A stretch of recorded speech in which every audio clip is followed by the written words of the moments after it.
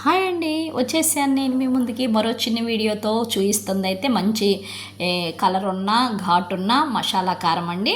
గుంటూరు మిరపకాయలతో మనం ప్యూర్గా పట్టించి చక్కగా పెట్టింది. తర్వాత వచ్చేసి మామూలు కారం అంటే గొడ్డు కారం అంటారు, పచ్చళ్ళకి ఎక్కువగా ఉపయోగిస్తున్నారండి. మన దగ్గర అయితే ఎక్కువగా ఈ గొడ్డు కారం అనేది అయితే వెళ్తుంది ఫ్రెండ్స్ బాగా జనాల్లోకి. తర్వాత వచ్చేసి ప్యూర్ హనీ వచ్చేసి ఫీల్డ్కి మనమే వెళ్ళి ఎక్కడ కల్తీ అనేది జరగకుండా రైతుల దగ్గర నుంచి డైరెక్ట్గా మనం తీసుకొని వచ్చి మనం ప్యూరిఫై చేసి అమ్ముతాము. తర్వాత టర్మరిక్ పౌడరు, అదేవిధంగా పసుపు కొమ్ములు మనం కొని ఆరబెట్టి దంచి మిల్లుకు పట్టిస్తాం.